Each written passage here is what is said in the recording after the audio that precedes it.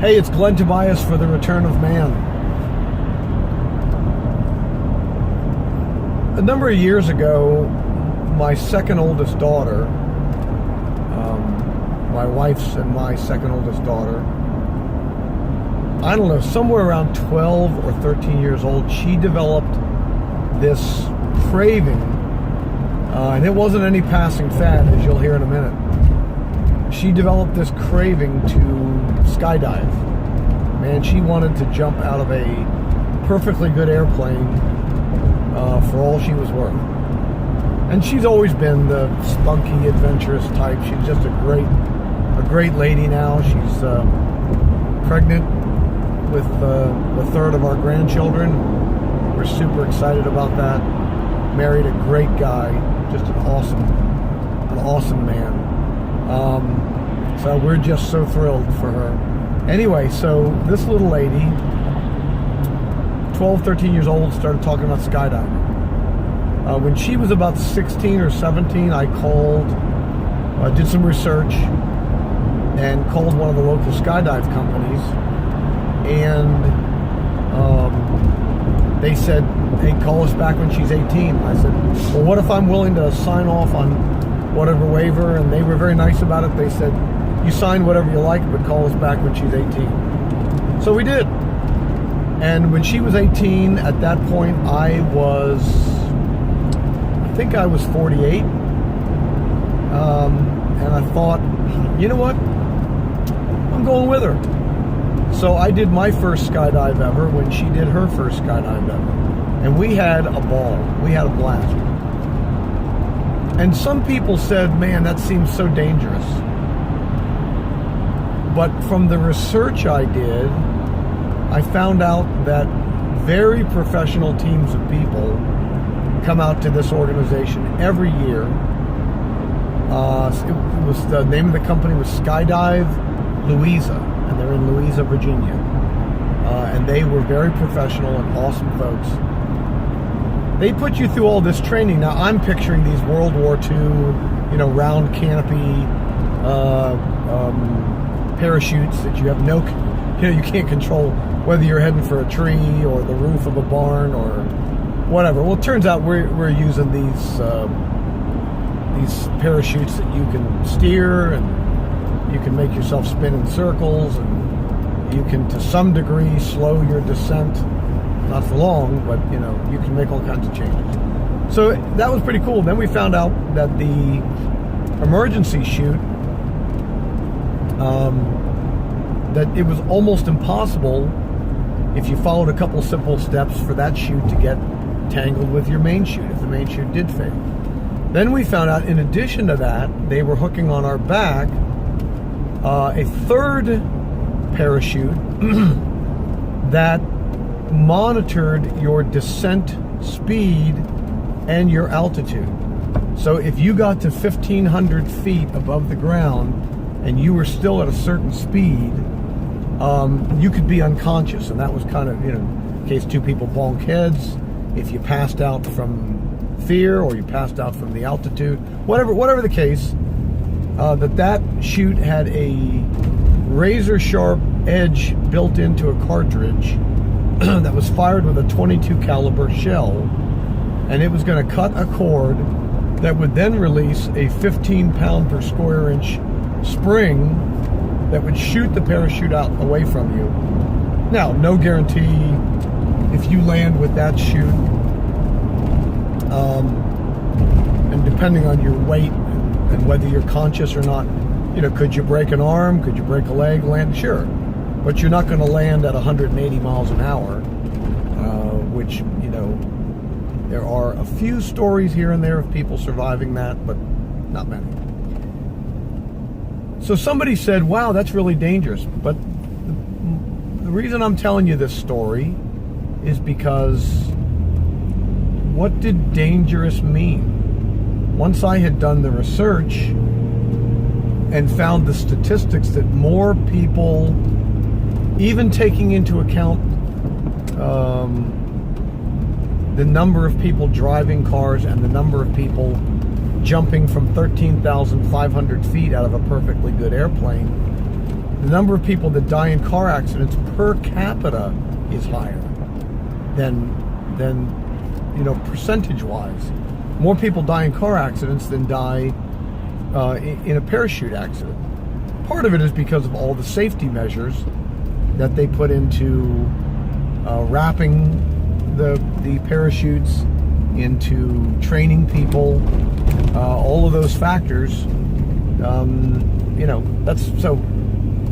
To me, it didn't seem that dangerous, and I wasn't afraid of signing the waiver, which basically says we don't care what the heck happens. We're not responsible if you die or break something or whatever, pee your pants. So, so that story leads me to this. What is a crisis? What is a crisis? You'll have people that the littlest thing will go wrong and they think they're in a crisis situation. You'll have other people that, they don't jump the gun quite that quickly. And here's my point to you. I love having working, practical, and practicable definitions for just about everything in my life. Just the way I am. But I find it to be very helpful to other people. People say, that's getting carried away too much.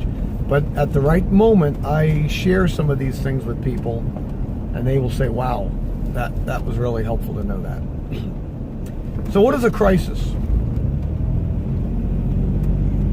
This is the definition I've developed for a crisis, and I think it works very, very well, and I've used it over and over and over again in many varying contexts, and it always helps.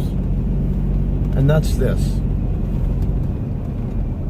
Well, let me stop for a second and say the caveat to this definition of a crisis is, first, you have to have a clear vision or a clear mission. If you don't have a clear vision or mission statement, you at least have a very clear sense of what you want to accomplish and when you want to accomplish it. If you're meandering, then call whatever you want a crisis, because who knows? Basically, your life is a crisis at that point, because you don't know where you're going or what's going to happen next. But a crisis is this. Listen carefully. A crisis is an action or a scenario, a circumstance, a context in which you find yourself. And when I say you, your team members, your organization, your family, whatever the case, it's a circumstance in which you find yourself that, left unattended, will derail you from your plans to achieve your goal, your vision, or your mission, and which could have been avoided by some earlier decision. A crisis is a circumstance which will derail you from achieving your goal, vision, or mission, which could have been avoided by an earlier decision. Now, sometimes, I don't say that to burden anybody or to load guilt or shame on anyone, because sometimes it's not anything you had control over. There was no way to know that decision should have or could have been made. Sometimes it's one of those things you look back and say, had we known this, we would have made this decision and we would have avoided this situation. When you look at a crisis that way, it keeps you from panicking at every little thing that goes a little bit wrong, right? You start looking at it from a standpoint of saying, this is just a speed bump. Let's not give this too much attention. It's a flat tire. Let's fix the flat tire. It's a broken down piece of equipment.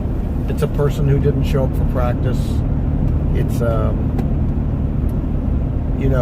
it's a D on a report card. It's not derailing the big vision. It's just a speed bump we need to work with. Let's just get past it and keep focusing. But there are other things that can occur that can be those kinds of things that can completely derail the plan and the mission and the vision. And that's how you define a crisis. The beauty of that is we are soon going to come to 10 or 12 of our 45 days where we're going to talk about how a leader deals with crisis, how a leader responds to crisis. In the next 10 days that are coming up right after this, we are going to be talking about the things that leaders do to guide everyday processes and to guide people and to be able to do the best they can to avoid these crises. All right, so we'll have 10 days, we'll walk through the leadership acrostic again in this category, and some of those things will be the things you need to do to avoid a crisis. But now you know what one is. It's what? Say it with me. A crisis is a circumstance in which you find yourselves with which, left unattended, could derail your goal, vision, or mission, which could have been avoided via some earlier decision, whether you knew that decision was there or not. So again, don't beat yourself up over this. Learn from it. When it comes, you know, and I hope you're journaling. You ought to be doing some journaling in your life. That's where you put in your journal. You know, here's what happened. Here's a decision that I'm now going to watch out for in the future that I missed, that, you know, now we know about it. So next time it is on me, because now I know to make this decision. Last time we didn't. It just never even occurred to any of us, and it put us in this crisis situation. Hey, I hope that's helpful. So Glenn Tobias from The Return of Man. This is a little side detour we took, but it's not really a detour. It's part of the journey. So 45 days, finding your leadership rhythm. Everybody's got a different rhythm. Everybody's got different skills, but everybody can lead and influence others. And unless you want somebody else calling all the shots, you better fill that leadership vacuum yourself. Okay? If you don't care, well then I'm not sure why you're watching this. Good enough. All right. Listen, I want you to do this for me if you would. Go down and hit that thumbs up button. That ranks us a little better in the relevancy category with YouTube. And then if you would also do this, subscribe, please, to this channel and share it. Share this with a friend. Hit the blue bell. There's a little blue bell down there if you want notifications about each video that comes up. But other than that, please share this with your friends, because I'm giving this information that has taken me decades to aggregate and organize and put into workable terminologies, and I want you to share it with a friend who could use it. Okay, thanks for listening. I really appreciate you tuning in. I'm Glenn Tobias from The Return of Man, and I will speak to you tomorrow. Bye.